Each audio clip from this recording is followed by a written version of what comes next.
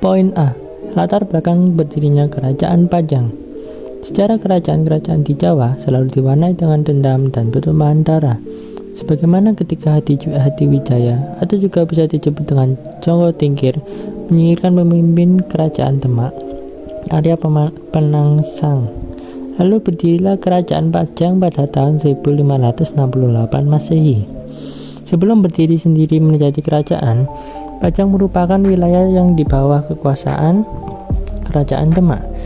Wilayah Pajang dipimpin oleh Adipati Jowo Tingkir.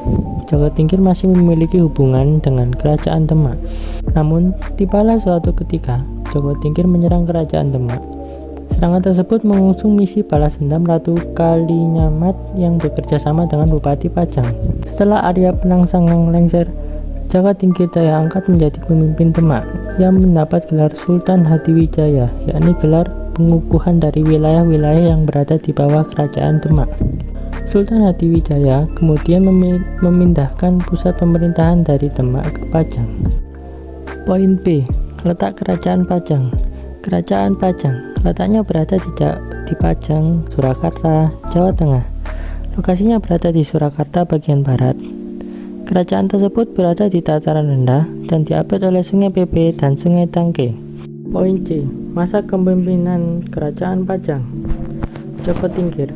Jowo Tingkir memerintah dari tahun 1568 sampai 1583. Ia merupakan cucu dari Sunan Kalijogo yang berasal dari Kadilangun. Jowo Tingkir menikah dengan putri dari Sultan Trenggana, Arya Pengiri. Arya Pengiri naik tahta menjadi Raja Pajang. Ia memimpin dari tahun 1583 sampai 1586. Namun pada masa itu, Kerajaan Pajang mengalami kemunduran. Pangeran Benawa menduduki tahta Kerajaan Pajang setelah menggulingkan Arya Pengiri. Ia memerintah dari 1586 sampai 1587. Ia menjalin kerjasama yang baik dengan Kerajaan Mataram. Gagak Bening. Selepas Pangeran Benawa mangkat, Pajang berada di bawah Mataram. Namun, Pajang tetap memiliki raja, yakni Gagak Bening. Namun Gagak Bening hanya memimpin sebentar dari tahun 1587 sampai 1551. Pangeran Benawa II. Pemerintahan Pajang dipegang oleh Pangeran Benawa II yang merupakan cucu dari Sultan Hadiwijaya. Pada tahun 1617 sampai 1618, banyak pihak yang mendukung Pajang melepaskan diri dari Mataram.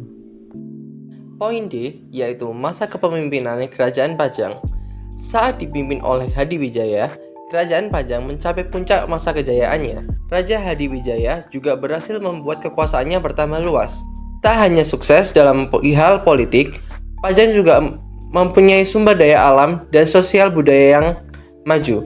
Daerah Kerajaan Pajang merupakan lumbung padi yang besar. Poin E. Sistem ekonomi Kerajaan Pajang. Dalam aspek ekonomi, seperti halnya Kerajaan Demak, Kerajaan Pajang yang letaknya di Jawa Tengah membuat tanah di sekitar Kerajaan Pajang sangat subur. Banyak masyarakat bekerja dalam bidang pertanian atau bercocok tanam. Selain itu, masyarakat sekitar Kerajaan Pajang banyak berprofesi sebagai pengrajin batik.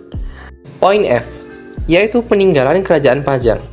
Makam Jaka Tingkir. Salah satu peninggalan Pajang dan legenda adalah makam Jaka Tingkir.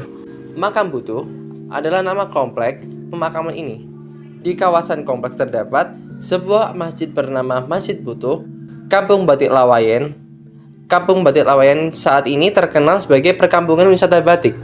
Kompleks perkampungan ini terletak di Kelurahan Lawayen, Kecamatan Lawayen, Surakarta. Masjid Lawayen Solo. Masjid Lawayen didirikan oleh Jaka Tingkir sekitar tahun 1546. Lokasi masjid ini berada di Dusun Belukan, Surakarta. Bangunan masjid ini bergaya perpaduan tradisional Jawa, Eropa, Cina, dan Islam. Poin G. Keruntuhan Kerajaan Pajang. Tahun 1582 terjadi perang antara Pajang dan Mataram. Usai perang, Raja Hadiwijaya sakit dan wafat. Tata Kerajaan Pajang pun diambil alih oleh Arya Panggiri. Sedangkan Pangeran Benawa bertolak ke Jipang.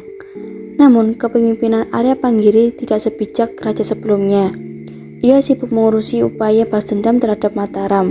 Karena hal itu, kehidupan rakyat Pajang tidak diperhatikan. Pangeran Benawa yang merasa prihatin mengetahui kondisi Pajang. Tahun 1586, Pangeran Benawa bekerja sama dengan Sutawijaya untuk menyerang Pajang. Area Panggiri pun kalah di tangan dua persekutuan tersebut. Tahun 1587, pemerintahan Pangeran Benawa berakhir. Namun tidak ada putra mahkota yang meneruskan tahtanya. Karena hal itu, Pajang pun diwariskan menjadi wilayah kekuasaan Mataram.